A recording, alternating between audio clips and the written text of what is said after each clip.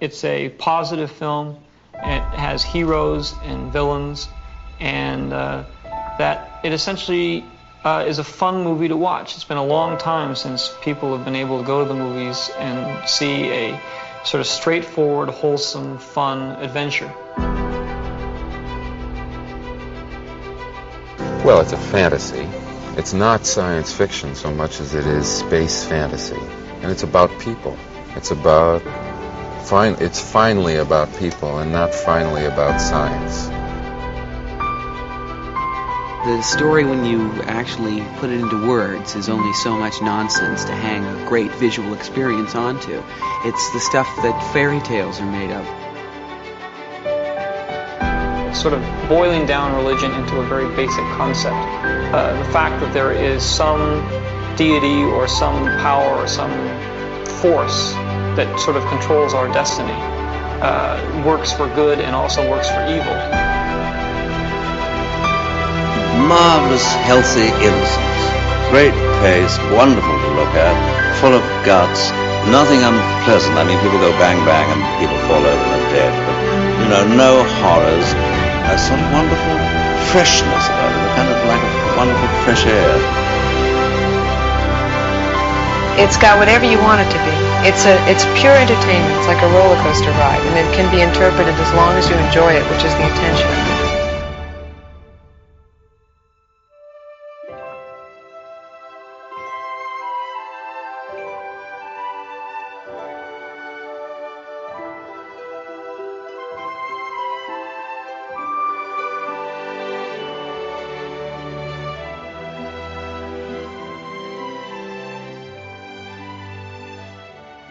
Hello, welcome back to Generation Skywalker. This is our first Those Old Fossils of 2022. And joining me tonight is three of the more handsome members of the team. I've got with me Craig Spivey. Good evening, Craig. Well, thank you very much. Good evening, Stuart. I did think today, Craig, when I was watching Book of Boba Fett, that when that, I don't know if you've ever watched it, I'm sure you have, when you saw the Bantha walking faceward on, it was like a really drawn out of your face with its beard and everything. His big sad lips. Just this great big Craig head. That's all I saw. Okay, so maybe in the enhanced, you could kind of stretch your head over the top of the Bantha and make it transparent. I'd like that. Where was I, though? We were introducing people. Who else is with us? We've got Jez. Good evening, Jez. Good evening, Stu. Good evening, Craig. Good evening, everyone. And we've got Dan Burgess. Good evening, Dan. Good evening. Vintage, we're back. As always, boys, we start 2022. We don't normally talk about our purchases, but in previous shows, we have all been bringing an item to the table. Now, as it is the first show of 2022, I've asked you for the item you bring to the table to be discussed tonight is your favourite purchase of 2021 when it comes to vintage. Now, I'm pretty sure I know what Jez is going to bring, so we'll go to him first. Jez, purchase of 2021. Go on, Anne. What do you think it is? I reckon you're going to bring your 4-pack. Yeah, that is true. I could have gone for... When I say I could have gone for so many different things, it was a little bit slim pickings. So that would have been an exaggeration in the highest order. But yeah, it's my 4-pack because that was a massive treat. And it's still something which I look at and just take great satisfaction from it. So it's my Italian 4-pack, which is made up of Squid Head, Emperor's Royal Guard, B-Wing pilot, and the ATST driver, and complete with its Italian 4-pack header. Now the header has now come unglued from the 4 carded figures, but it's fine because I can see that it's completely original because there's this sort of telltale glue marks where the header card keeps all of them together. I'm still waiting to get an acrylic case for it, which I think will really make it stand out, really make it pop. I mean, the subtle thing, which, the sort of learned collector will be aware, is the Emperor's Royal Guard on a tri-logo card back is extremely hard to find, very well sought after, and commands quite a fair price on its own. But I managed to get this. It was still the most amount I've ever spent on Star Wars, but it's just, almost takes pride of collection, pride of place. That purchase, which I believe was on about the 14th of May, yeah, it's a standout one for me. I think it was a big investment, but it was I don't want to say wise investment because, I'm not a dealer, but I've just seen the header card sell on its own. I don't know if you guys saw that in the last few days. on Deal or No Deal a header card in slightly better condition than my header card, but a loose header card nonetheless, sold for $1,000. When I looked at the sort of constituent parts of this and I was trying to figure out from a value point of view, it was Christian who suggested that the header card was probably worth about £300 to £400. So it just goes to show that these things, the price are just going up and up and up. I love it. I really do. I love it a lot more than I thought I would do. And all things considered, that makes it extra special. Nice, and I know that it's a standout piece. So that was good fun back in the summer day when you were going back and forth at the shop and you were sending photos through. Oh, what's it worth? What's it worth? It was just such a big sort of treat yourself moment where, I mean, as I said before, I couldn't afford it. So I ended up moving 3 carded figures on, which enabled me to purchase it, built the fund up, built my little war chest of cash. So I sold 3 carded figures, got 4 in an Italian 4-pack. I mean, for me, it was just, it was a no-brainer, because those individual ones which I sold, I could slowly get back piece by piece. But how often do you see an Italian 4-pack for sale in a shop in Reading? But it was that was a day where I involved you all. Sort of, what do you think about this? What do you think about that? Contacting Christian, contacting Grant. Good day, good times, good vintage. Hopefully you'll have another story like that this year. Fingers crossed for you. Okay. Next time, take your car to be serviced in a different town this year. Yeah. So I'm going to come over to you now, Dan, to see what you've chosen, because I know that you're mainly modern these days, and you've actually gone off vintage items. So it has been slim pickings this year. I mean, the first half of the year was purely hot toys, so I won't go into that now, but the second half I've been upgrading a lot of box ships and bits and pieces. But the only thing I've really added to my collection, I'm happy with, really pleased I've added, is a Clipper mailer box Darth Vader. It doesn't sound a great deal, but I was looking at these a few years ago and people were asking for 120, 130, 150 quid. I don't know what they go for now, but I found this one on eBay, 60 quid mislisted. Bid on it, thinking that, everyone was going to come pouring in at the end. No one did. So I got it for a steal for 60 quid. It's got the tape's dried out, so it's opened, but the box is in mint condition. The figure's still sealed and it's baggy. I've got a nice acrylic case off Christian for it, and it's just sitting on my top shelf with a couple of other mailers. I'm really happy with that. I haven't really got a story to it other than that. It's been slim pickings, but yeah, that's the one piece I've added that I've really enjoyed. Nice. And Craig? Yeah, so I've picked something that I think it's got a nice little story to it, and it's something that started a chain of events, and also something that illustrates a little bit about what we're going to talk about later. So going back to April last year, Pete Vilmer listed a number of things for sale on the Collecting Star Wars Beyond the Toys Facebook group. And if you don't know who Pete Vilmer is, he is a senior writer at Lucasfilm. He's also the head of fan relations, but he's also a big collector. And I associate him with some of the more esoteric and unusual bits of Star Wars ephemera that crops up. I mean, he's quite the historian and quite the archivist. Anyway, he's a relatively active member of the group, and he put a number of things up for sale in one post. There was an unusual vintage Vader patch. There was a Del Rey promotional piece for the Empire Strikes Back novel, and there was also this Factors jewellery flyer, specifically the earrings and the charm bracelet. So what this thing was, it was a sort of A4-ish, one-sided colour flyer, all based on the Hildebrandt poster artwork, but it featured full store displays of a range of earrings and bracelets that were made by Weingeroff and distributed by Factors. And it also featured sort of all the trade details, numbers you got in a case, and those kind of things. So it's a really, really cool item. And over the last couple of years, I've been putting together a run of this jewellery. I bought some bits of it in a job lot, and we're really taken with it. It's incredibly well made and detailed, and something that had been on my radar for years, but I'd never really studied. But yeah, I was starting to put a little run of this stuff together, and I had one store display at this point for the key rings.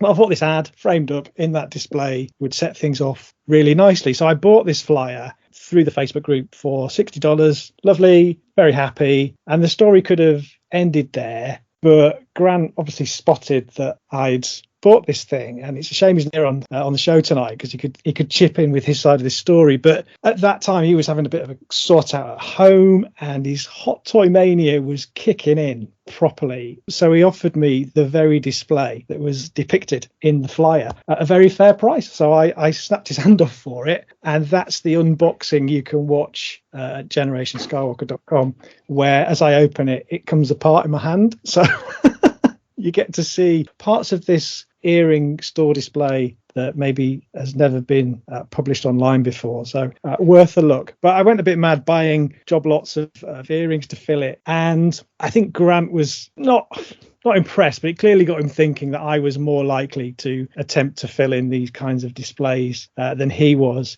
So not long after, he offered me his rotating carousel, which displays the character pendants from this range of jewellery, and also the stick pin display. So in 1 year, I got like 3 incredibly desirable and rare, especially over in the UK because they're American pieces. They've got great period typography. They look amazing as a set, and I'm really having fun buying all the little bits to show them off at their best. So shout outs also to Todd Chamberlain and Richard Temple, who are helping me with that challenge. But that's, I think, a highlight of my year to sort of have this one purchase that quickly spiraled into several others. Great tale. And we're going to be talking about the importance of networking. Like you just said, your friends are always there where you're going to get your best deals from. Great story, Craig. A great pickup. Have you completed it yet? Have you filled it yet? Not 100%, but I tag you in everything I see off that range. Yeah, I've had everything off you.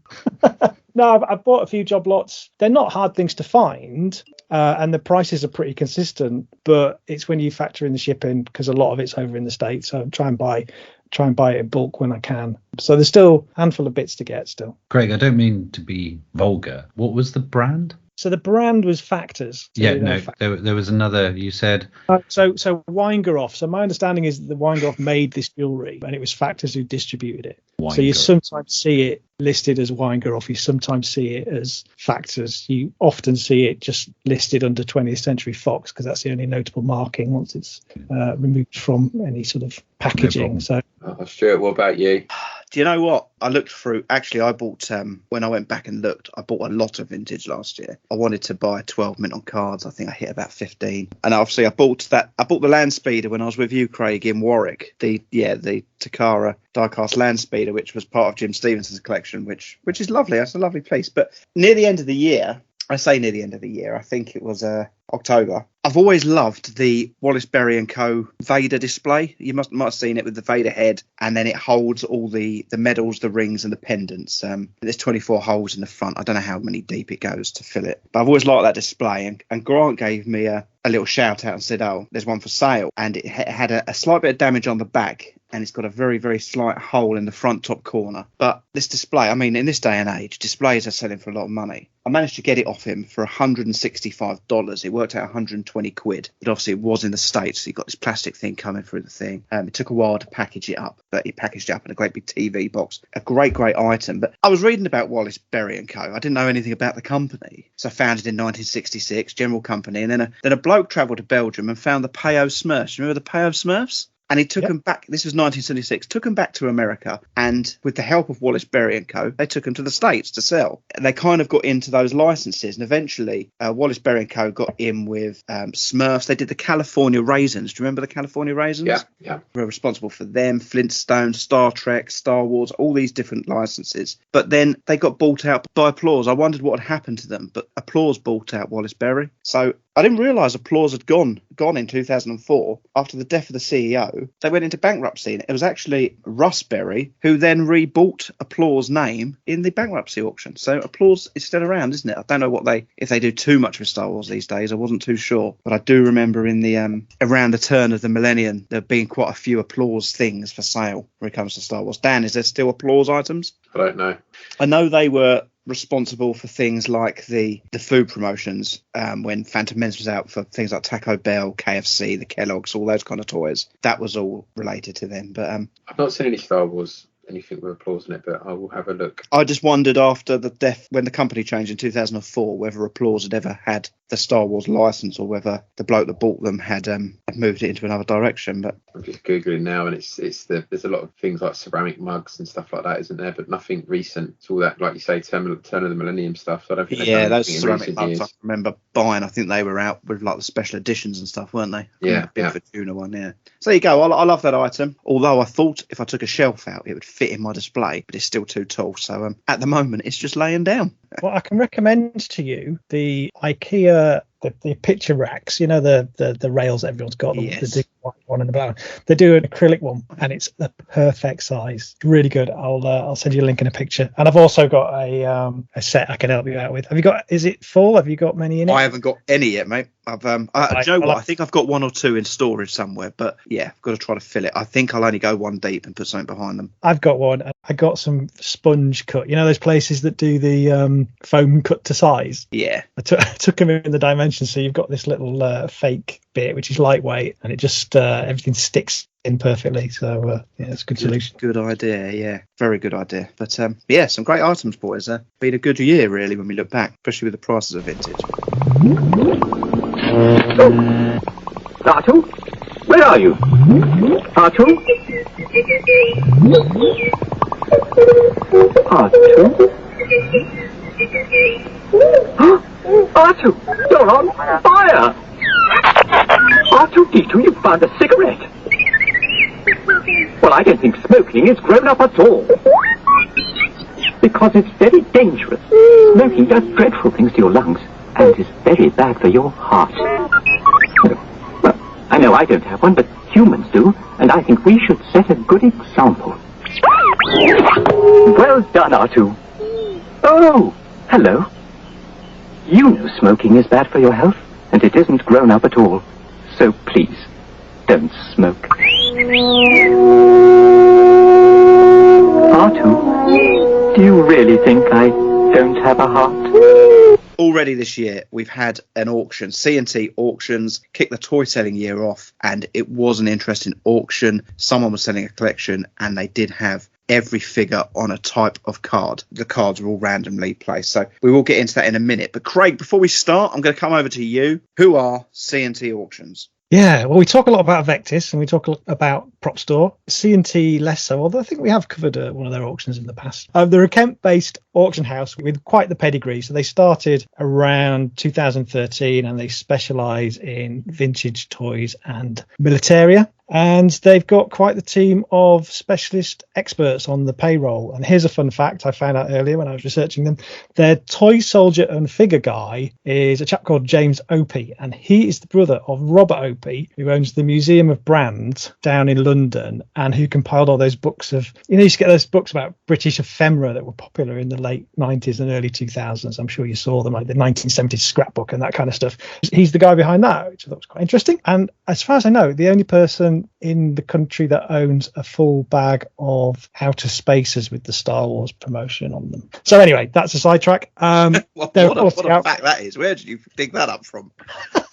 Well, I just saw his name and I thought, that's quite an unusual name, isn't it? So I found an obituary for their parents, who were quite renowned folklorists and scholars of nursery rhymes and things. And they're all connected. Anyway, that's by the by. Quality outfit, good track record. I spoke to a couple of my dealer friends, and the C&T have a good reputation. They turn up some outstanding items, and they often set their auctions with no reserves. So they're looked on very well by the trading community. I'm always surprised that Vectis, I suppose they have Nick Dykes who does their valuing, so he does push them a little bit across groups. But you never see like C&T come onto the Star Wars groups and say, "Oh, we've got this auction with these items." I didn't realise it was on until Grant had posted something in one of our threads. I think they did the big auction, didn't they? Was it last? It was in 2020. I think March time. It was a guy who used to own a toy shop. I think you covered it when you did the show around the time. And that was the first indication that lockdown was causing prices to go crazy. I think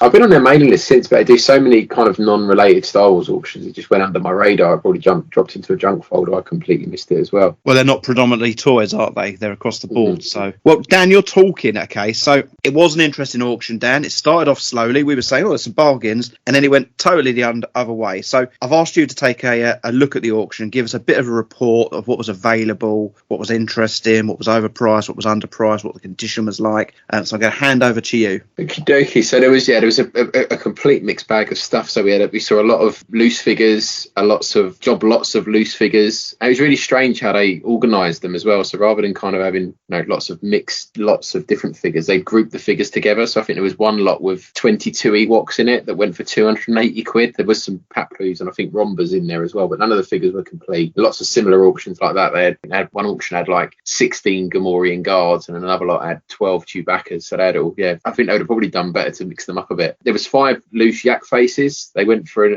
obviously individual lots. They went for around 220 quid each, so 277 with fees, so not too bad. And there was another lot of first 12. It'd be good to get your guys' view on this. So that went for £280, so that would have been 350 with fees. So that was all 12 figures. I think it was missing an Imperial blaster and a Jawa blaster. Other than that, it was a full run of 12 figures. Do you think that's a good price, 350 quid nowadays for those? Yeah.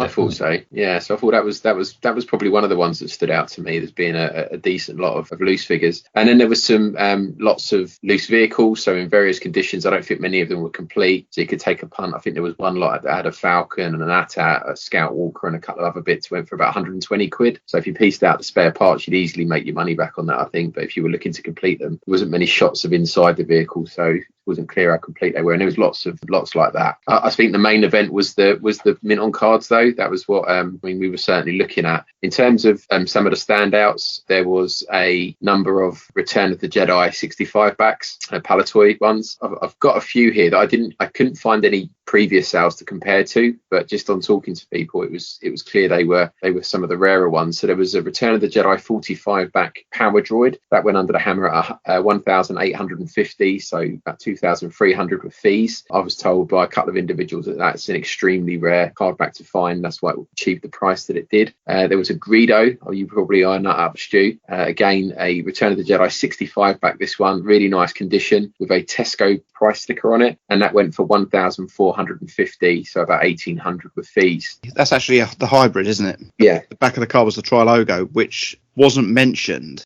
in the description. I was quite surprised at that because the hybrid is quite sought after compared to a standard Return of the Jedi, and I was quite surprised it wasn't mentioned in the description. I noticed that on all of the hybrids. Is that not one that you've got then? I've got that one here. It's the first card I bought for my Focus, but it wasn't mentioned. And I was absolutely shocked at the price. It was really slow going up, and it just didn't stop though, did it? Yeah, and it was quite a few like that, wasn't there? They just kept it. It was just. I mean, I had the sound on my laptop, and I was sat there working with it in the background, and it was just going ping, ping, ping, ping, ping. It was just rapid fire. How's it going? Ping, ping, ping, ping, ping. Then we got Return of the Jedi 65 back Boba Fett. Again, nothing to find on Tracker to compare it to, but that went for £2,000, which seems like pretty standard fare for a Boba Fett figure. But then when you think there's no other examples of that, I'm surprised it didn't go for more. So that was 2,500 that one went for. And then a Luke Farm Boy that went for 1,450. Again, that was a 65 back. I couldn't find any examples of that other than one on eBay that went £375 back in June 2020. That's still a massive increase on what it had been, 18 months ago. Other examples where I could find prices to go back and look at on Tracker. I've basically picked out 20 figures that sold on the day, and I've got a little bit of a spreadsheet going. So I've got the hammer price at C&T, I've got the highest price on Tracker, I've got the last sale price on Tracker, and I've got Tracker's average price over the last 3 years. So in terms of one that was at or around kind of the average price, there wasn't much there. There was a Darth Vader 12 back. That went for £480, and the last sale on Tracker was £448. So it felt like that was at or around the right price. But when you factor in the fees as well, it blows it out of the water. So you're looking at about 2% mark in terms of an increase. And then as you move down that list, it just gets crazy. So I've just put out a few examples, and if we wanted to go into this a bit more detail, we can. So there was a Return of the Jedi 65 back standard Kenner card. So it's just it isn't the alternative photo of Vader or anything like that. It's the standard Vader image on a Kenner 65 back. That went for £500 under the hammer. The average price on Tracker for that for the last 3 years is £183. So you're looking at 173% increase on the average. And the highest price on Tracker up until this one on C&T was £225. So I have no idea what drove that up as much as it did. Has anyone else got any thoughts on that? People not being aware of Tracker. Well, yeah, it's just carried away. It's just insane. I mean, there's so many examples like that. So even like and again, if you guys want to shoot me down in flames and tell me any of these are hybrids, then feel free to jump in, because I'm not up on all of that. But there was a Palatoy Return of the Jedi 65 back again, Lando skiff, went for £220. All of the ones on Tracker, the average price over the last 3 years for those have been £79, and the highest priced example is 136. So again, you're looking at 178% increase on the average. I mean, that is peculiar. The hybrid, the Greedo, which you mentioned earlier, that's easy to spot from the front, even without seeing the rear, just because the difference between the 45 and the 65 with the additional text at the top right hand corner, these things you can spot. So that kind of gives it that away. But still, some of these prices, I think it would be interesting to know if there was some local sort of Evening Post type local press announcements about this to stir up local interest, where people were actually able to go there and just get caught up in the whole thing. I had a friend of mine who just randomly sent me a sort of WhatsApp photograph of a newspaper the following or a couple of days later saying, all these toys which have been bought for 49p selling for thousands of pounds. It is out there in the press. I think we're just used to seeing stuff advertised digitally, and that might be why I wasn't aware of it, because I don't have time for paper, for newspapers anymore or anything like that. Going back to it, if they had advertised it a lot better, who knows what these prices would have reached. As you know, it only takes two people to bump them up. I just call out, there's a few more I just want to highlight on here. So there was again another Kenner card, 65 back Chewy. Again, doesn't look anything special. Average price on that has been around £140 mark. The realised price on this was £420. So you're looking at a 200% increase on the average. Emperor's Royal Guard. This is one of the Palatoy 65 backs, went for £520 under the hammer. Average price on that has been £137, so 280% increase on that one. A Tri-Logo B-Wing, that went for £360. The average price on those, and there's lots of those on Tracker, they've been around £87, so about a 314% increase on that. The Biker Scout, there was a Palatoy Biker Scout that went for £640. You're looking at an average on that on Tracker for the last 3 years of £151, so a 324% increase on that one. So if you were to go and buy all of the 20 figures that I've listed at C&T, they would have cost you £12,820 with fees, 16 grand. If you'd have gone and bought them at the average prices over the last 3 years, you would have got them for just over £6,000. Wow. So it's like double bubble. There you go. It's just insane. I couldn't believe I knew some of the prices were high, but I did think about cutting out 2019 and just going for 2020 and 2021. But I thought it gives you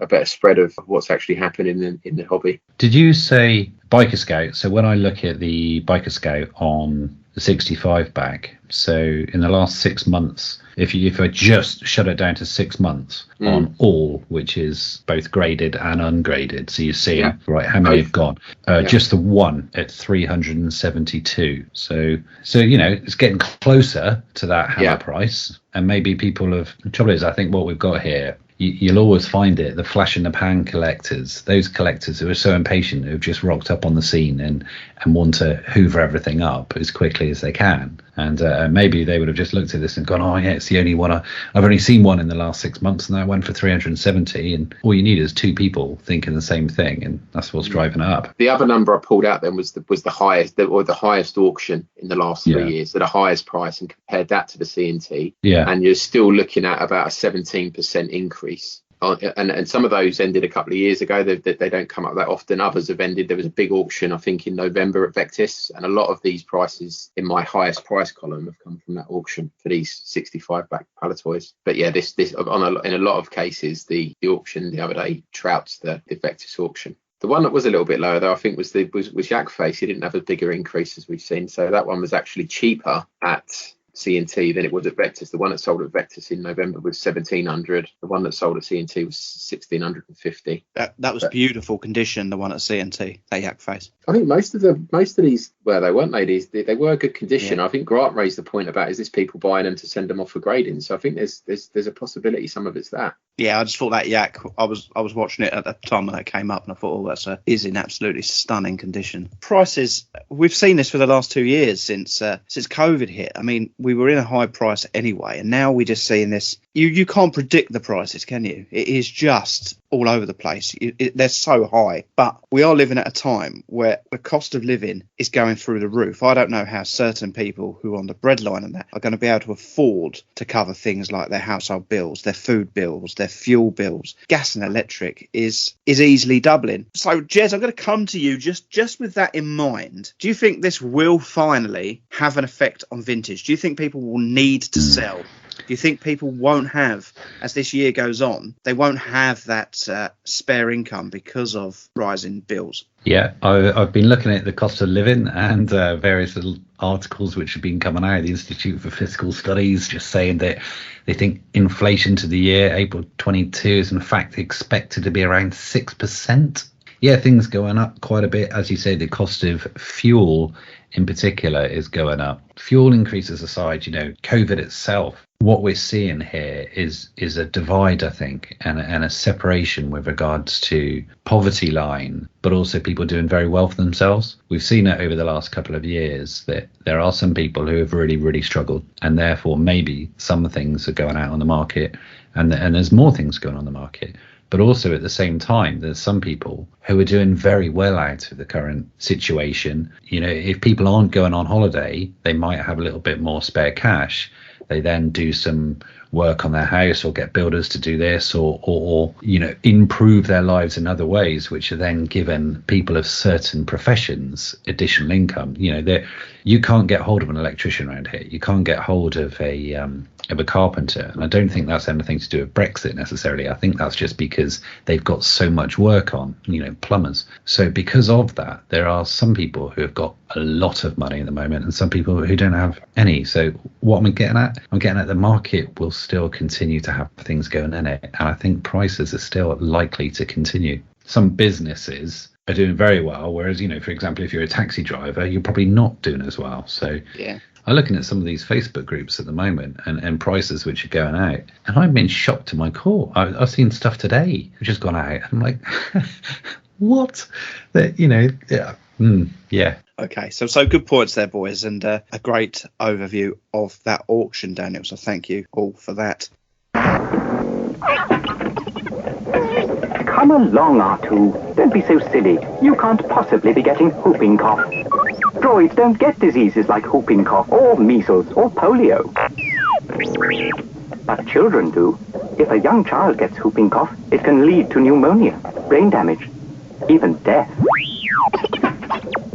All you need is a little rewiring. But children need to be fully immunized. And alas, so many are not. All right, R2, I'll ask them. Parents of Earth, are your children fully immunized against childhood diseases? Call your doctor or local health department and find out. Immunize your children, please. And may the Force be with you. Send for the Parent's Guide to Childhood Immunization. It's yours free. Write Immunization, Pueblo, Colorado, 81009. So, boys, I want to go on to our main topic for this show. Craig's just told us a story in the intro where networking was vitally important. So we're going to look at the importance of networking tonight, especially with the way that the vintage collecting is now. It's got a vast following now, and you don't see the rare items come up very often. And sometimes the best way of getting these big items is by building networks. So we're going to discuss networking.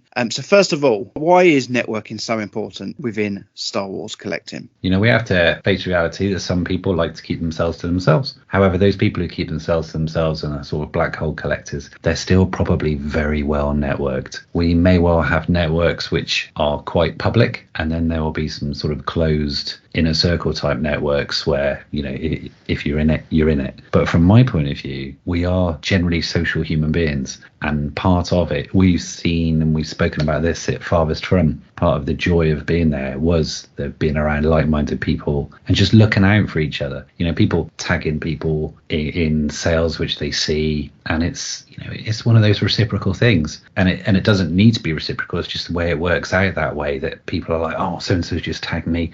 Oh, I must remember about that. What does this guy like? And people are tagging. Craig tags me, I Craig tag. We tag each other, and it's just a way of spreading the joy and spreading the enjoyment, the involvement. When I look at some of the networking things which we've done in the past, just the way in which we've all formed together and gone off on Father's Drums and gone off to celebrations, that's then enhanced. When we were doing the Vintage Rebellion podcast, at the beginning of that, we would have never had Ron and Chris G come on the podcast and have a monthly segment. Then after networking, getting on with them at celebration stuff, they joined in and they came along for it. Lee Harris, this is a global thing now. What the networking is enabling us to go off. Networking allows then even not just individuals but movements. The Tantive guys as a forum, they've been massively supportive of so many different things, and they keep an eye out for people. There are so many different things. Our friend Ian Sanderson, networking with him like a trooper back when he was in the UK, and now he's our man in the field, isn't he? He's constantly looking out for people. I think Dan and Stu in particular, to send stuff back. Networking. I met Sean Moynihan and we were chatting in a bar in London at Celebration Europe 2. 3 years later, I'm staying at his house on Staten Island as part of the New York Marathon. This networking, not only is it good for the collection, it's good for the heart, it's good for the soul, it's good for it all. It's good for mental health, man. It's just I'm rambling, but it's just it's part of my enjoyment for sure. It is really important as collectors of anything, and it's never been easier, and we can unpick that a little bit today. Because it's there, we've got the groups, we've got the ability to zero in on people who share some very niche interests. I think out of everybody here tonight, I've probably been doing it the longest. When I first started doing this, it was very physical and it was very in person, centered around shows, centered around picking the phone up. And, by nature, I'm actually quite a shy individual. I ask myself why I do this to myself every time we sit down and record. It's not in my nature to sort of put myself out there in a situation. So I remember being at toy shows and just, being a little bit tentative. Mark's tales, and he's not on tonight, but Mark's got these tales of when he used to do the toy fairs back in the day, and I must have bought something from him, but I rarely would have stopped and chatted. And I think I recognized very early on that I needed to get involved and push myself forward. I can remember one very, very clear occasion, and it was at a collector mania in Milton Keynes, and meeting and talking to Darren Simpson, and I recognized him from other shows, and we sort of bonded at this one particular show about early UK items, and he became my little friend. He became my little friend in the Star Wars community, and it made me feel like it wasn't just a solo sport, but it was eBay. It was eBay that really kick-started me getting to know people online. And one guy in particular, he's no longer active on the scene, but back in the day, probably early 2000s, you could bid for things on eBay, and it was before they started hiding the names, so you could see that you were bidding on items against the same people over and over again. And this one guy took the first step, took the initiative to contact me and say, look, we're always bidding each other up. There must be things you want that I've got, vice versa. So we ended up exchanging a lot of emails. We found this little kindred spirit, and we'd sort of talk about all this stuff. And then we agreed to meet, and it was like my first internet blind date. And I remember telling people at work, oh yeah, I've got this photo shoot down in London, and I'm not gonna come back straight away. I'm gonna meet this Star Wars fan that I got talking to on the internet. And I was going, can you ring me when you get home? Make sure you're safe. It wasn't the done thing. And now we have, like I say, Facebook groups. We've been through the age of the forums. You guys are more active on the forums than I ever was. But there's no excuses for anybody now not to have a network. I love that story. It's so cool, isn't it? It's really, really good. Really good. Obviously, it does help your collecting if someone points you in the right direction of somewhere, but it's also the knowledge as well. I mean, even we've been doing this 2 years, and the amount I've learned, not just about modern things but vintage things, and we're always finding new things and pointing them out to each other and asking questions and stuff that you wouldn't get in isolation. I don't think you wouldn't pick that knowledge up. No, I have so more fun having people to enjoy this with than when I would just go around and buy things and put it in my room and sit there like some sad, lonely nerd. Yeah, I mean, I was kind of the same as you, Craig, but I just kicked off with eBay. I went to a couple of toy shows and picked a few things up. It was eBay that really got me going. But again, you're still solitary in a lot of ways doing that. And it wasn't until I got on the forums like 2013, I've been at it for 13 years nearly by then, that kind of the social aspect of it and really kicked in. I'm a slow learner. I got there in the end. It's strange, isn't it? I can remember getting back into collecting. I wasn't looking to buy anything. I was buying something else on eBay, and when I looked at this person lived around the corner from my parents' house, and when I looked up what other things they had for sale, they had an ATAT, and I went around and I bought the ATAT, and I came home and I can remember my wife's face. She was just like, "Oh no, not again." That inspired me. I hadn't long had my son. He was new. I thought, I'm going to buy him a few toys ready for when he's a bit older. So I found this bloke locally again who was selling a Falcon. I headed over to Canterbury. I arranged to pick it up rather than think. I turn up at this bloke's house and he's got tubs and tubs of figures on his table. I bought a few bits off him, and then I think a month later I went back. I've bought a few more figures and stuff off him. And then I never went back there again. We started up the Vintage Rebellion, and I can remember him bumping into him. He goes, you used to come around my house and buy stuff off me, and it was Matt Fox, the bloke who does the tour with his toys, exhibition guy. Yeah, it was him, and I've been at his house a couple of times buying stuff, and he just got boxes of spares and stuff. But it is strange, and I've seen him since. I mean, he goes around schools with some robot thing that does wonderful science stuff, and he's been at my son's school. I've bumped into him in the playground on school run. Just little connections like that, and they're the best connections. I mean, our little thread alone. I mean, there's comments in there every day. I mean, today Grant has showed us his box of 200 crisp packets, which I nearly ended up with spares. Yeah, I saw you quickly darted out of that one. Yeah, thanks, but yeah. But you're right. The networks and friendships are what make the hobby. So let's. I mean, you've given us an example in the intro, Craig. Let's all. I mean, we must all have stories about networking and when it's benefited us. Turn around and look at your collections. And I'll give you one. So it's to do with us again, though. So was it last year or the year before when we bought all the deco paper plates and serviettes, and we spotted it, clubbed in together, and we won the auction and split it up between us. So everybody got what they want, but probably at a fraction of the price. That kind of manoeuvres another benefit of a network, like a syndicate buying a racehorse. Yeah. But yeah, it's good fun. We did the same with the tikis, didn't we? We bought all the tikis over. We jobbed in for those together and got them all shipped over in one lot, and it probably cost us double that if we'd have gone our own individual ways on those. Just getting to know people. And friend of the podcast, Mark Hockley. I can remember the first couple of Fathers From I'm quite quiet when I first meet someone. I know that might be surprising, but generally I am. Okay. I've always been quite quiet with strangers until I know them and I can kind of gather what they're like. And so you can abuse them, you mean? Probably, yeah. Until I'm comfortable. If I'm abusing you, Dan, it means I'm comfortable in your presence. I was just going to say that must mean that you really like me.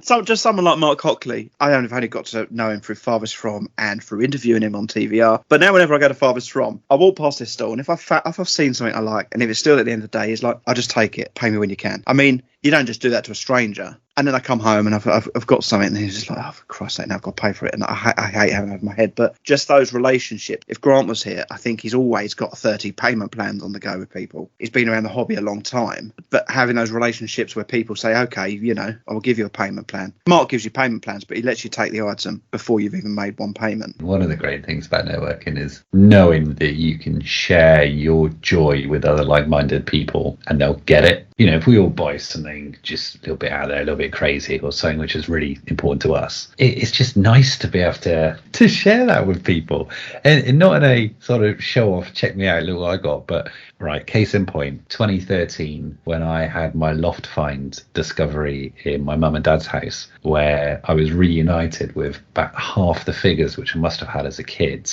I thought when I got rid of them, I got rid of all of them, but no, I found them in a loft, and it was just one by one. It was just, hang on a second, what's that? And found one, then did a bit more searching, found another, and then before you know it, I found 26 figures and Hot Wamper, speeder bike, etc. And I was so over the moon, so giddy. First thing I did was contact you guys and just say, hey, look at this, because I know that you'll be so pleased. And that's that. So that's an element of it's more the friendship rather than networking side. But oh mate, I got so many examples of where networking is worked out positively for me. If I look at the key things in my collection, I can track them back to situations that were other than a straight deal. And that's going back to the early days of eBay. I learned very quickly that it wasn't just about the interaction for the object you were buying, and that a lot of times you could get in a conversation with people. Have you got anything else that, that's like this that you're planning to list, and they'd invariably come back and go, oh, actually, yeah, there's this and there's that. I mean, that the Letraset display box that I have, which is one of my prized possessions, came from a scenario like that. And I can't remember what I'd bought, but we got chatting afterwards, and they said, oh, I've got this you might be interested in. So it was bought, away from eBay, but it was a consequence of just keeping talking and just being social and chatting about hobby. Yeah, I can point at that and go, that would never have got listed. That was a direct result of networking in a very minor way, networking light. I wasn't trying to work my ticket or do this strategically. I think there are people out there who do that. I think there are people who are your friend because you might be handy down the line, and I'm sure we all know people like that. But yeah, a lot of things around me I can attribute to situations like that. I remember going into Metropolis Toys quite early on, before I really knew Chris, but we'd had at least one conversation about the fact that while he was very into premium, high-grade toys, I was into the sort of weirder stuff that no one really liked. And I remember going to the shop one day and going, something came in the other day. I saved it for you because I thought you might be into it. And he pulled out these 2 full Thomas Salter rub-down transfer displays that he'd got from an old newsagent. And it's like, wow. I felt like I'd made it. The fact that a dealer had something in the back room that he was saving for me. So yeah, lots of little examples, not just online stuff either. Some of it in person. You're absolutely right. You were just saying it as it was coming to me that I haven't seen it as networking. I've seen it as just normal sort of enthusiastic social skills with other people, and sharing that.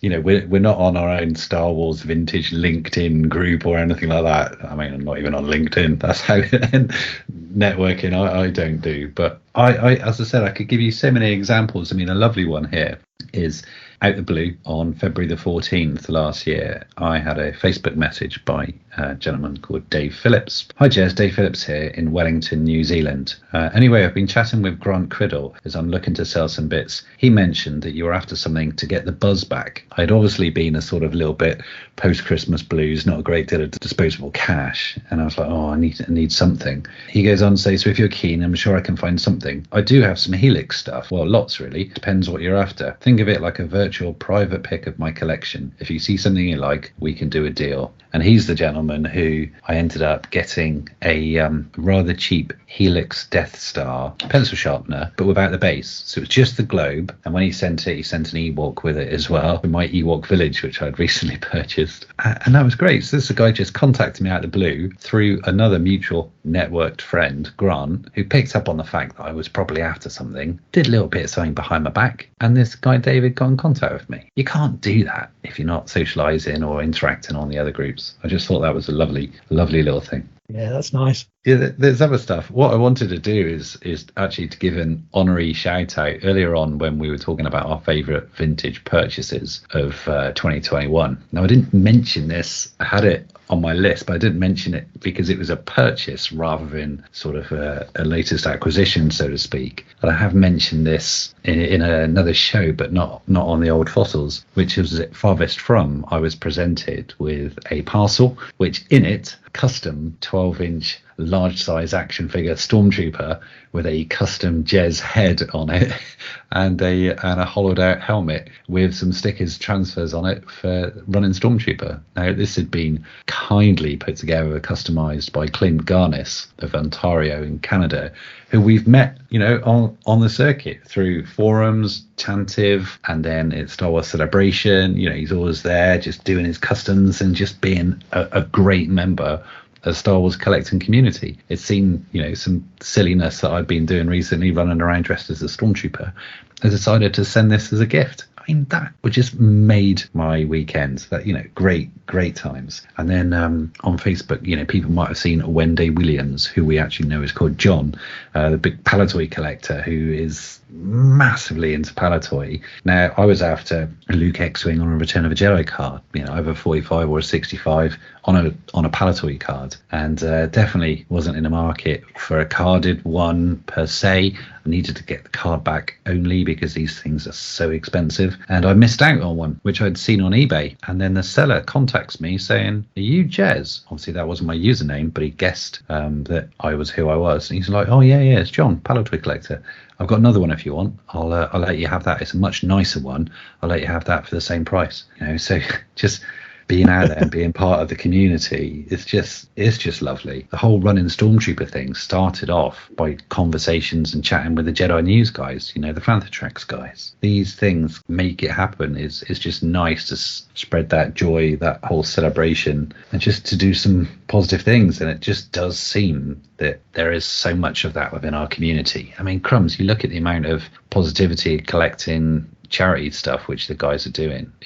I think networking is just too much of a clinical sort of sharp name. I think this is just natural friendships occurring due to our sort of shared passion for Star Wars collecting. Yeah, I agree. I think there's an element of following your nose and saying yes to things. And just pushing yourself out a little bit, whereas maybe sometimes you wouldn't. I mean, everyone knows the story about how the Helix thing kicked off with the replying to a tweet. That's, networking with a small n. I think, some of what we talked about is being an active member of our collecting community, but then I think there's also the aspect of sort of being known as the Star Wars guy locally or in your family, because I get a lot of stuff coming in from people who are outside the hobby going, "Oh, my cousin's got this poster, can he send you like a picture of it and let me know what you think?" And one day it will be a genuine quad, but it's yet to happen. But that sort of stuff, it is part of it as well. I'm sure something will land on my lap through that network, if you like, through the network outside of our immediate peers. I mean, the Helix pens weren't a bad example, and that comes from having a bit of a profile online. So if someone Googles Helix pens, I crop up somewhere in the listing along with other people. But yeah, I think it's a finite pool, passing things around each other, but the pool is obviously potentially much larger when you go outside the gang. If you've got a laser sharp focus on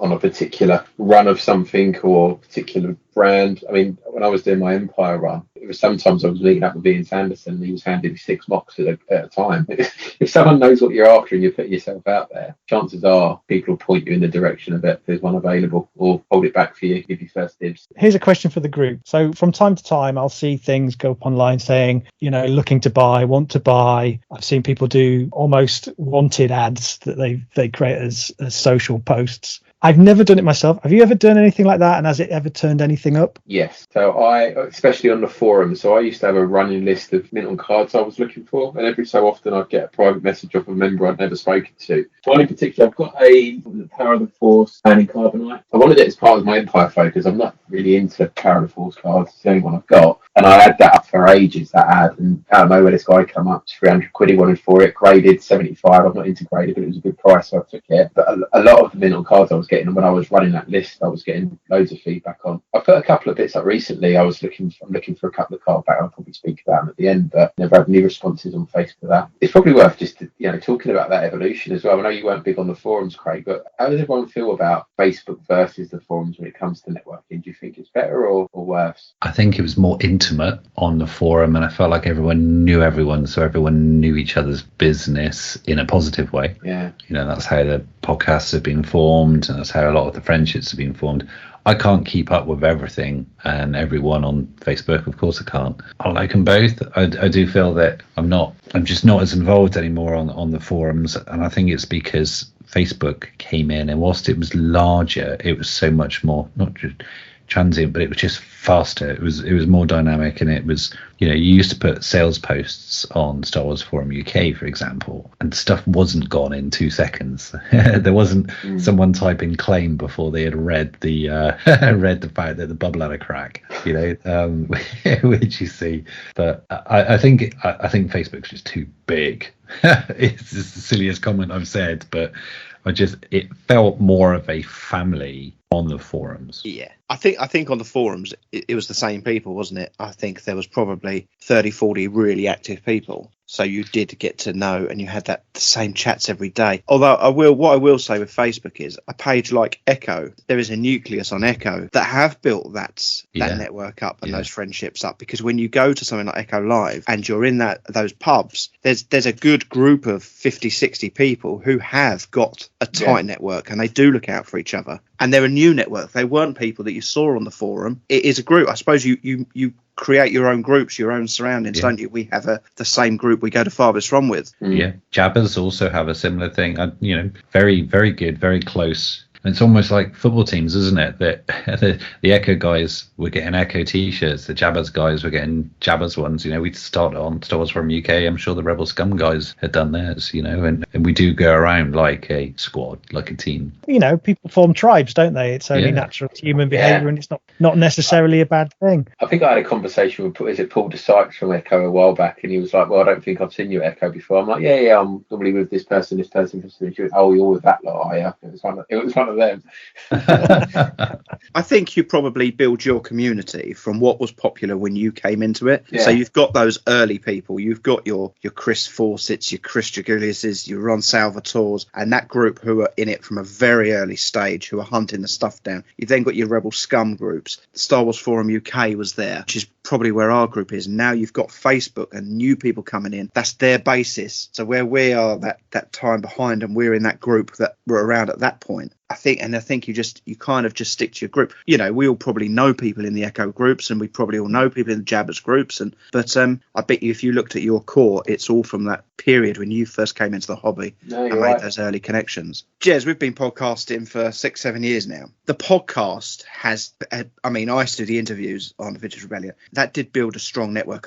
When Stephen Forecourt sold off his Carno square cards, which he used in the book, he sent me a list of those before they went public and said, "There's a Greedo here. Do you want it?" I said, "Yeah." I said I can't pay that sort of money up front straight away. He, I think I paid it over 3 things, and he dropped the price a little bit. He gave me time to pay. I had made that transaction before they went public. That was purely for a connection, for an interview. Lawrence Dyer, I've mentioned it before. He bought me that Greedo drawing, which he had done after I had him on the podcast. His passion was that warehouse that his granddad had designed, and he organised for 6 people, I think 6 or 8, to go up to Colville. We went to the Palatoy factory where Bob Breakin was in the morning, and then we were taken around. We went elsewhere. We went to the warehouse. He took us around the warehouse that his granddad had built, and to see his passion. It was a warehouse, but his passion. He was standing in the middle of this great big room, going, "Can you imagine just boxes of Star Wars toys stacked up?" I was only invited on that because I'd had him on for a podcast. There was a handful of people. Simon was there. Simon is a perfect example. I'm very, very close to Si.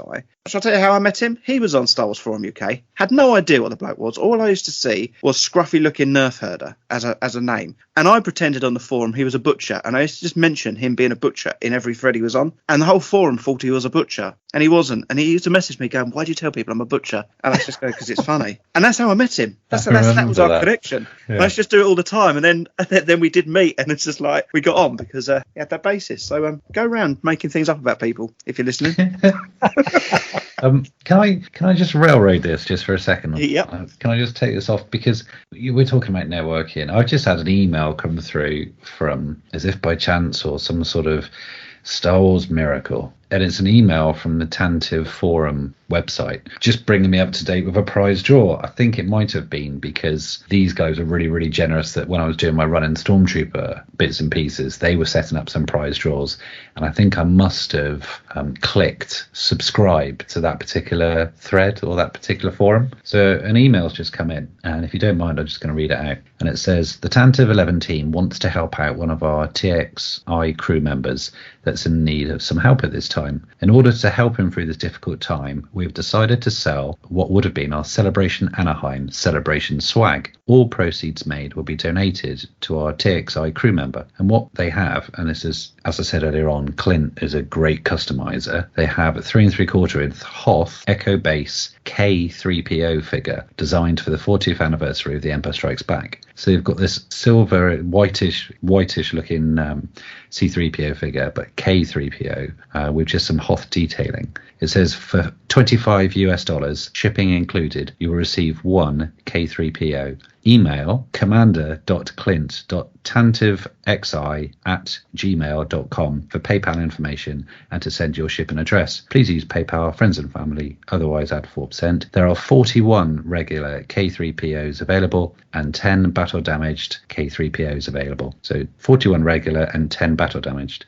We will be setting up 3 shipping hubs, one in Canada, one in the United States, and one in the United Kingdom. In addition, we will be raffling off this custom-made 12-inch K3PO. Raffle tickets are $5 each, and we'll get your name put into the draw. You may buy as many entry tickets as you'd like. All proceeds made will be donated to our TXI crew member. How lovely is that? And part of that is, us paying it back. These guys are really, really top lads on the Tantive forum. So I just want to check that out. Is that, if that gets them a potential, I'm going to get one. If that gets them a couple more sales, a couple more things, just to help out one of their own. They've not named who it is. This was their Celebration swag. When we've gone to Celebration, we've had the little droids given to us, haven't we, as Celebration swag in the past. Yeah, I'm definitely going to get one of those. It's on Tantive, commander.clint.tantivexi@gmail.com. $25, and all proceeds going to a member of the crew who's just having a bit of a hard time. Seriously, that just dropped in as we were all talking about networking and looking after each other. How funny is that? It feels quite a timely thing to bring up, given the sales of swag that we've seen recently, which I think we've all got opinions on. Do you know what? We should talk about that, really. I mean, you spend all this money and you go to these places and you give this stuff away for free. But what is all your views on it then being sold and making several hundreds of dollars for people's freebies? I mean, what is people's views on that? I'm sure this stuff changes hands, but not quite so publicly and by such volume. Yeah. That's it, isn't it? If it was just one item, 1 or 2 posts, you probably wouldn't even think twice about it. It made me feel a little bit sad. I don't know if that's the right emotion, but it's certainly close to sad that, like you say, people have put their passion into these things, a lot of creativity to just further the joy, and to see someone profiting from it just made me feel a bit sad. If we take that Palatoy Death Star, so me and a few of the guys, so before Generation Skywalker existed, so that was in Chicago 2019, we put a lot of time and effort into it. No more than Mark, right? So he designed the whole thing for us, put the whole thing together. They cost a lot of money. I mean, we had 100 of them, and we took them all out. We're giving pieces away. Some people got a complete one.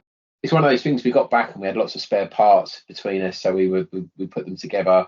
I think I did a couple of auctions on various Facebook pages, and we donated the money to Jez's running Stormtrooper. It was never about making money. And, we look on eBay and see people on eBay and we chuckle about it. We weren't pleased. But to just put one on Facebook like that doesn't sit particularly well. I can't imagine. I'd love to know what Mark thinks about it. I don't think he's even got one. Same with the tea towels. Steve Savory did a long run of those, didn't he?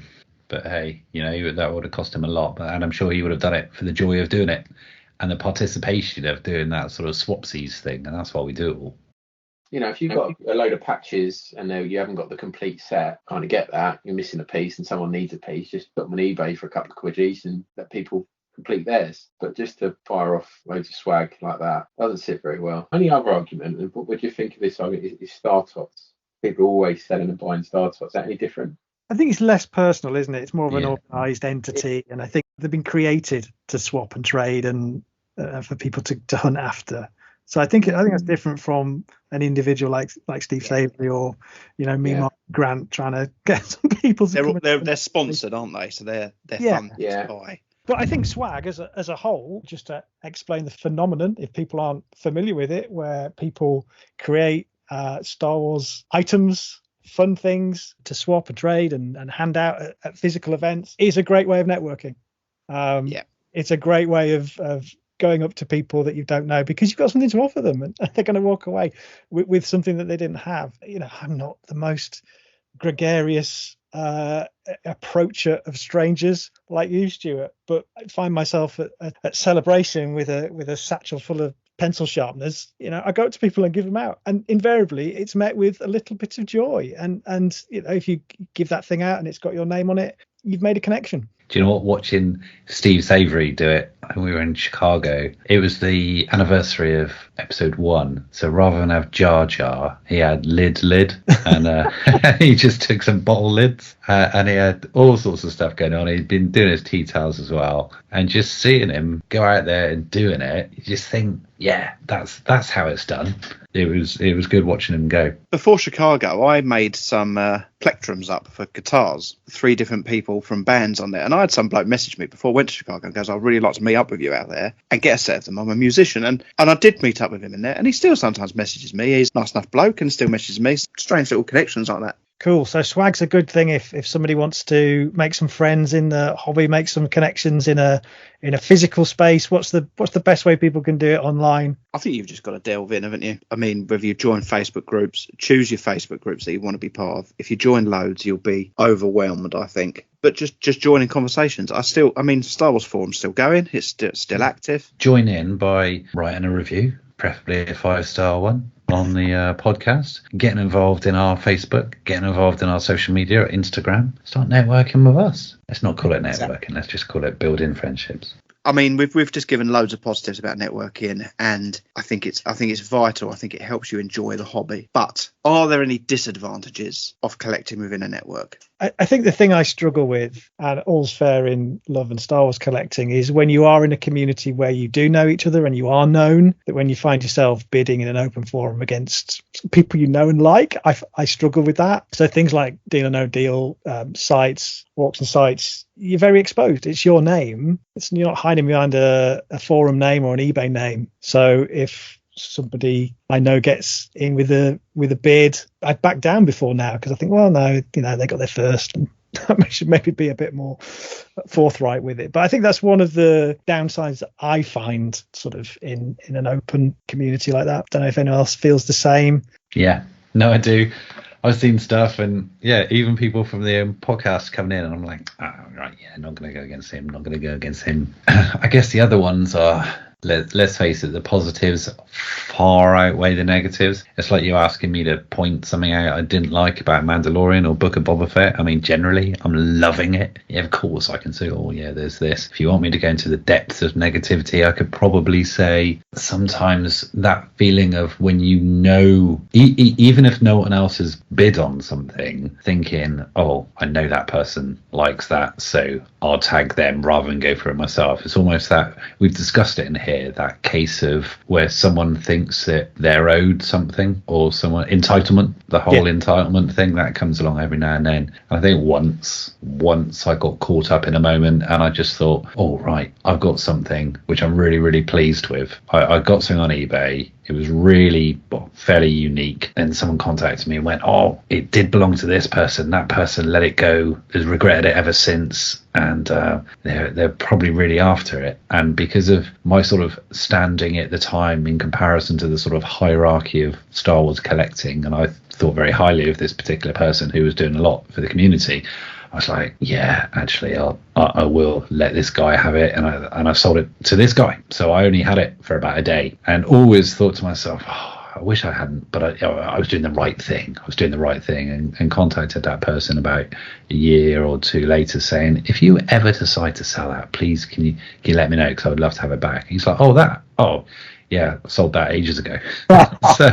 So it clearly didn't mean that much to them, but I felt sort of morally obliged to, because of the whole sort of networking thing. I thought it was the right thing to do. Whilst it's great, the whole networking thing, it is, as I said, there's always been far more positives than negative. At that stage, I was like, oh, Jess, you're just too nice. You shouldn't have let that one go. And I have kind of regretted that ever since. Interesting story.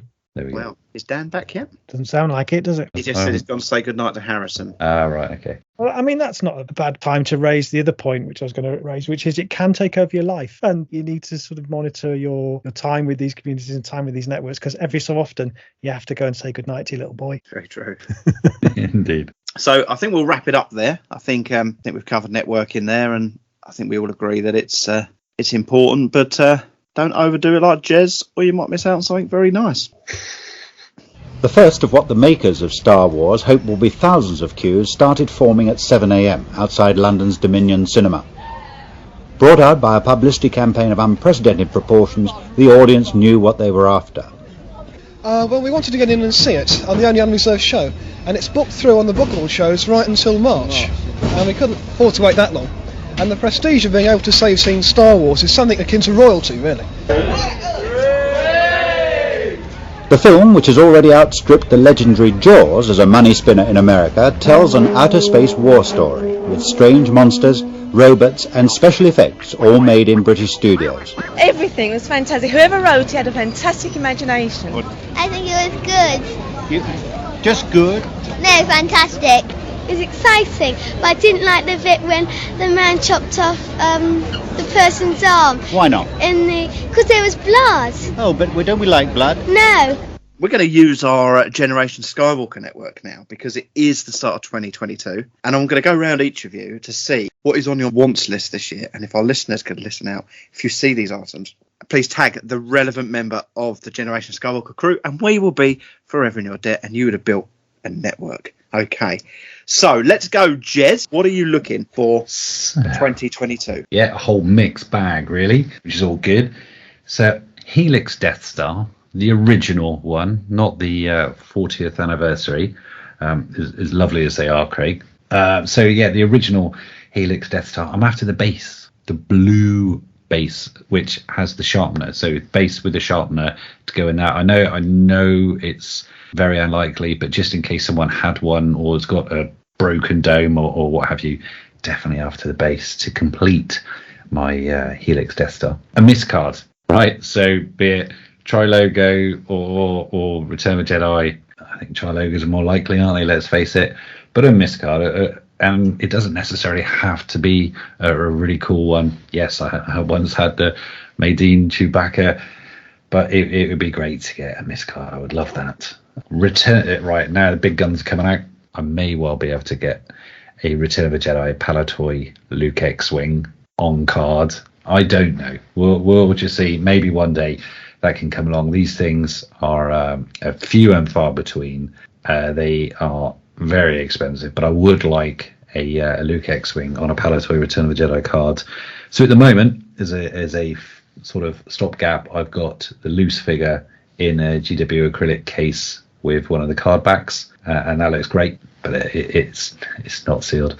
Vinyl Cape Jawa. Stu, you know I've been after a Vinyl Cape Jawa at the right price. It doesn't need to be mint. It's certainly not graded. Holes under the arm, whatever. It's not a problem. It is. If anyone's upgrading, I would love a Vinyl Cape Jawa at the right price. Won't we all? And then finally, Micro Collection X-Wing. So the X-Wing, this is the one which came out. It doesn't need to be in a box. I know there's a few different box variations, but this is the one which breaks into 3 parts. So you can, if I read out the Kenner Toy Fair catalogue, one of the toughest rebel fighters in the galaxy, pretend to crash the X-Wing fighter on Dagobah or any flat surface. It breaks apart into 3 pieces. Reassembly is fast and easy because the parts are connected with a cord.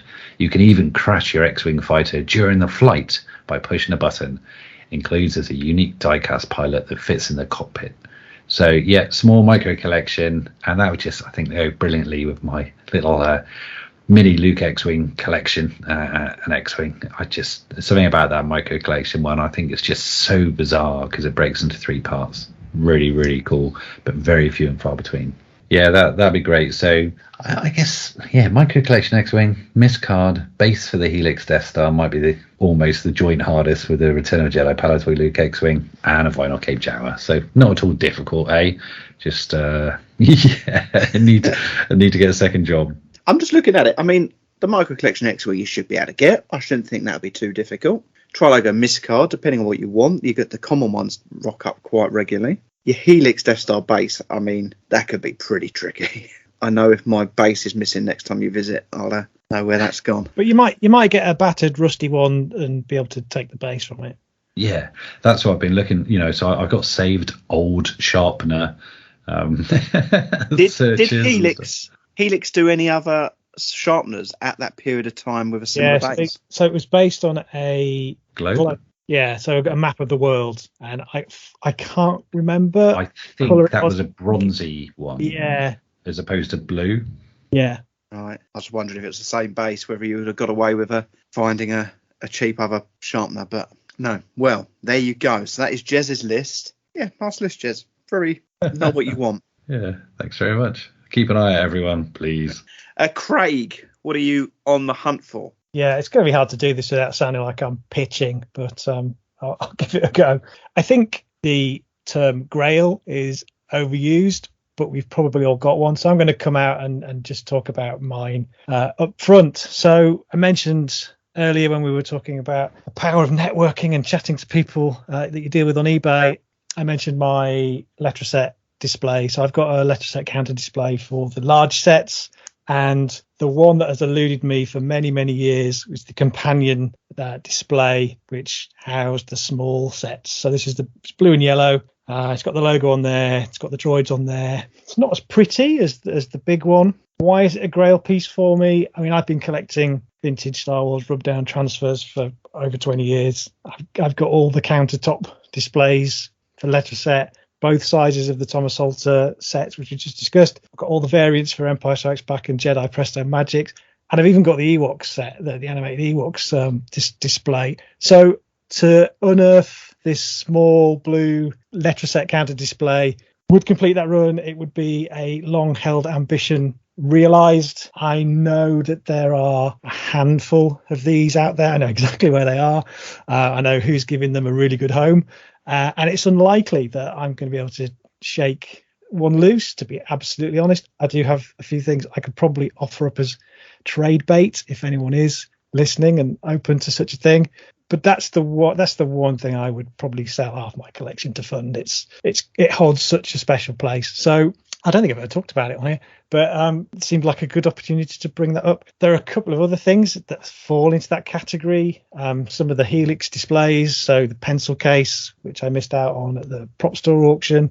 I know there are Death Star Sharpener display boxes out there, Jez, the math set, and the eraser box that Mark has. And then there's some displays that have never been documented to exist. So there is a display box of the felt tips. They're all in kind of unicorn land, some of those things. So moving on to sort of more achievable things, there are two pieces I need to finish my boxed run, and one of those is the Jedi TIE Fighter, the bluey grey one with the battle damage, ideally a European box, and the Sonic controlled land speeder. I got the Sandcrawler a couple of years ago, Chicago. So the other sort of part of that in my head is the land speeder to go with it. So two boxed ships like Jez, Final Cape Jawa. It's the one loose figure that's eluded me. I have never.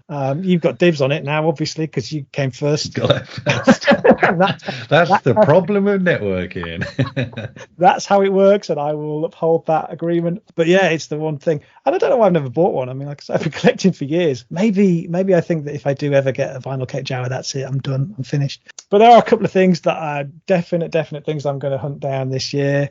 I had to sort out over Christmas, arrange some stuff, rationalize some stuff, and I'm looking for the Omni Darth Vader bubble bath or shampoo bottles. This is the figural shape of Darth Vader, twist of his head, the American bubble bath, or the shampoo. I'm not fussed which, but it's got to be sealed. All the other ones I've got sort of sealed with the little plastic collars around their necks. So that would complete that run.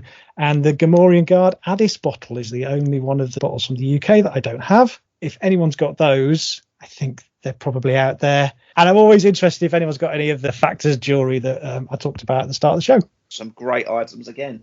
Be interested to know whether we knock these off this year. Even if we all knock one thing off our list, I think that's a success. Daniel. Okay, so yeah, I've got a bit of a shopping list going. I've got the 77 backs with the alternative photo art. So I've got the Vader, I've got the Obi-Wan, and I've got the Chewbacca, which I actually bought from Jez at the Farthest From in 2019. I'm looking to carry that run on. So I think in terms of prices, I think the Fett and the Luke Gunner is going to be out of my price range, but certainly a Yoda or the hand that comes with the alternative photo image, I'll be looking for either of those. Obviously got my micro tins at Farthest From that set. I've been buying some of the pencil cases from Metal Box as well, so I'm looking to pick up a few more Metal Box pieces. So to borrow the pencil cases, the Star Trunks.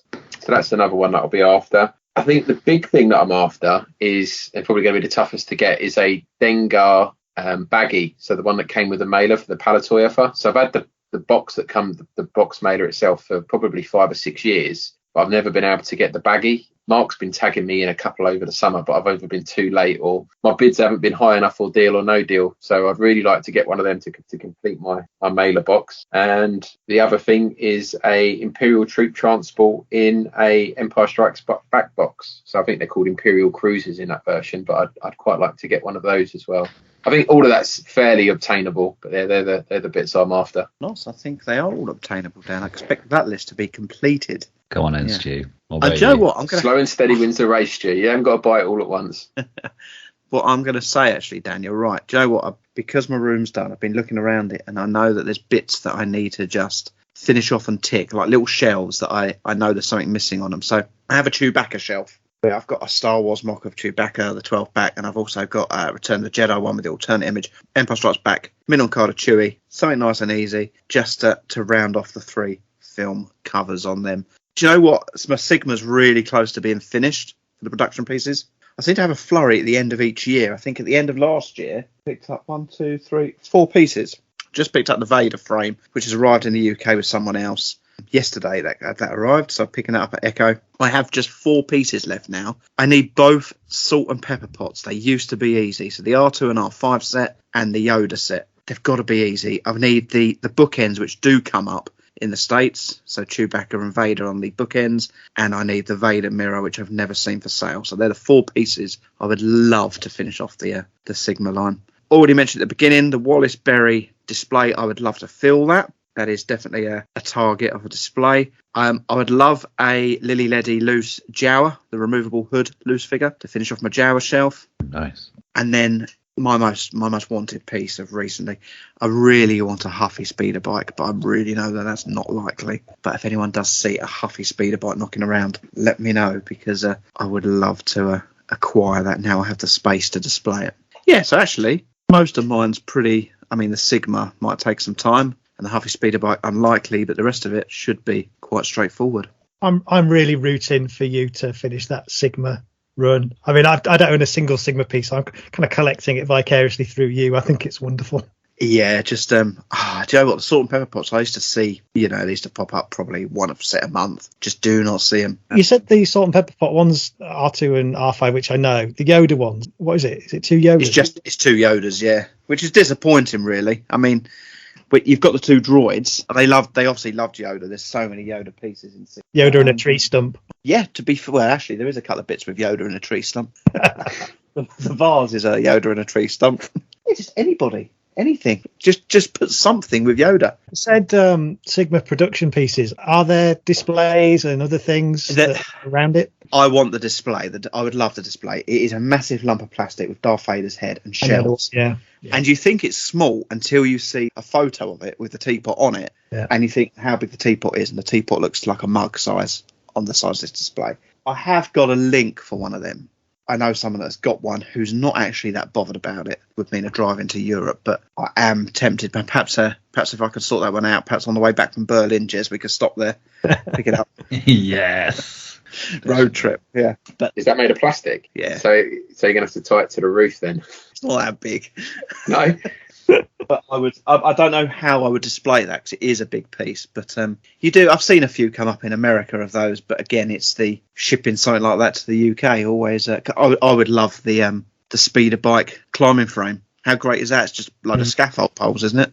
But getting into the UK would be an absolute nightmare. So some interesting wants lists, and we'll see. My want list changes all the time. I think I've been after a VCJ for, let's see now. Started collecting again 2009, so probably 11 years I've been after a VCJ. I think turned the first one down at about 225 quid. I was like, nah, I'll get a cheaper one day. Whoops. So please come and join us over on Facebook. We do have our Generation Skywalker page, but we also have We Are Generation Skywalker, where we try to encourage discussions on everything from what we're watching on screen, from what we're collecting, to blog posts, to our shows. Come and join in, start the conversations up, and make that an active forum for networking. I mean, join that and just get involved in the discussions. Search for Generation Skywalker over on Instagram and Twitter. Plenty being posted there regularly. Go over to YouTube, where you can find enhanced versions of 99.9% of our shows, unboxing videos. I'm sure we're all going to be unboxing stuff in the coming weeks and months, and all sorts of stuff. I mean, the events, there is now the Farthest From video, which Craig knocked up the day after the event. Go and have a look and see what is involved in something like Farthest From. Just go and get involved. Again, just search for Generation Skywalker over there. Or, of course, if you can't remember any of that, I mean, it's difficult to remember Generation Skywalker on any platform. But if you can't remember that, head over to generationskywalker.com, where you'll find links to all the social media, all the podcasts, all the enhanced, all the videos, and there is blog posts over there, and I'm aware that there is blog posts coming soon. Well, boys, that is the first of those old fossils of 2022. It's great to be back. Always great to talk vintage. I think all of us are heavily invested in that. That is where our connections all begun. So it's always good to sit down and talk anything vintage. But it is for this first show. Goodbye from Daniel. Goodbye. It is goodbye from Craig. Cheerio. It is goodbye from Jez. See you next time. And it is goodbye from me, and we're Generation Skywalker.